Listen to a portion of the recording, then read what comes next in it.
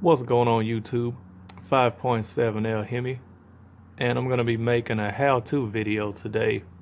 I'm going to be showing you guys how to remove the intake manifold on a 2006 to 2010 Charger RT with a 5.7 Hemi in it.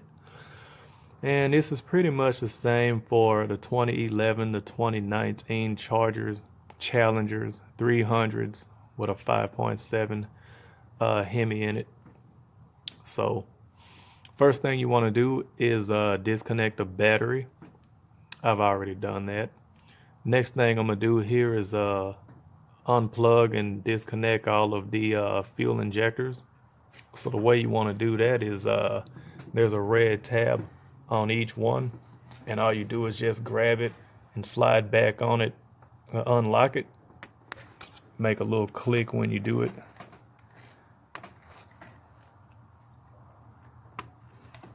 And my last one right here on 7 don't have the red tab on it, but that's okay, it still works.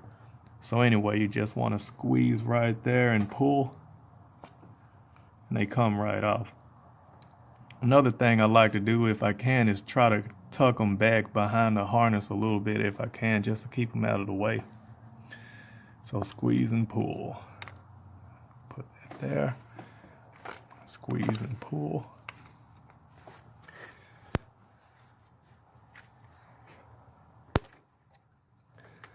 All right. So next what I'm gonna do is remove my intake right here so I can get to the throttle body, because the throttle body got to come off too. Next thing I'm gonna do is remove the EGR valve, but I'm gonna go ahead and unplug the rest of the fuel injectors on the passenger side. So give me 1 second here. Alright, so I got the other side unplugged. Now what I'm going to do next is go ahead and remove this rubber hose right here. It's going to the throttle body. It's part of the air intake. So mine don't have a any kind of clamp on it or nothing, so it just pull right off. Give it a little twist and then it'll pull, and it come right off. So I'm going to leave that loose right there. And all I got to do next is remove the intake. I don't have to take the throttle body off or nothing like that because it stays attached to the intake manifold. So all I'll do is just unbolt it from right here. Give me a second to do that, guys. Alright, so I got the intake disconnected. Now what I'm going to do next is remove these lines right here that's going to my oil catch can. So that's just another grab and twist and pull thing again. So just grab, give it a little twist, and it slides right off. So there's one. Then the other one right here. Just give it a grab, a twist. All right, and it pulls right off. So what I'm gonna do now is just locate it over here to the side so it's not in the way of anything, because there's a few more things that I gotta disconnect. I gotta disconnect this right here. This is real easy. This just pulls off. Then I'm gonna disconnect it from right here. Just give it a grab, a little pull, and that comes off. This is a vacuum line. That's all that is. And then it got to come loose from the brake booster, which is over in that corner. I know you guys can't see, but there's a rubber hose, another vacuum line that goes to the back of the intake manifold, and I'll show you guys that here shortly. I got to take a couple of more things off. I got to get the EGR valve out of here. Oh, and another thing that you got to do is also unplug the connector to the throttle body. So give me a sec to do that, guys.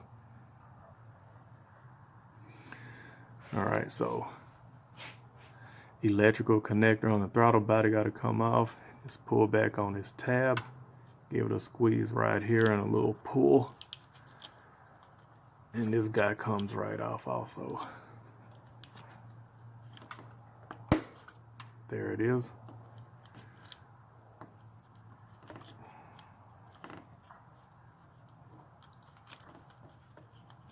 Oh. Alright. Alright. And then I'm gonna just lay this out of the way so I can get to the next one I'm gonna do. I gotta disconnect the fuel line, and I gotta use a fuel line disconnect tool to do that. But I'm gonna get to this brake booster back here first, disconnect that. So give me a second, guys.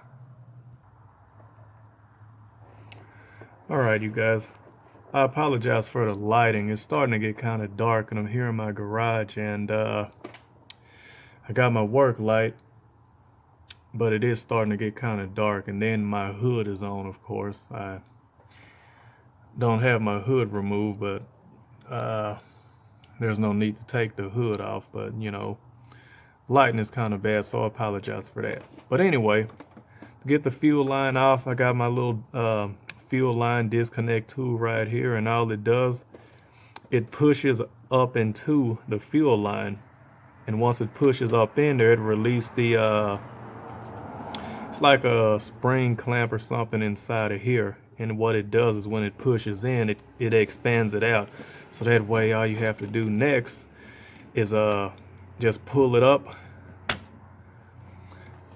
and off, and there you go. All right, so I'm gonna get to removing this brake booster hose. It's a vacuum line back there, and then unplugging the map sensor that's right here. I know you're probably having a hard time seeing it, but the map sensor right here, let me see if I can unplug it right now. So there's a red tab on the back of it here, so you just push back on it. Let's see if I can with one hand. I don't think I'm gonna be able to get this, but let me try.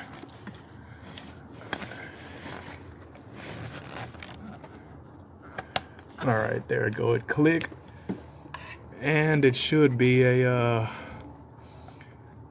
squeeze and pull kind of thing here. Let's see.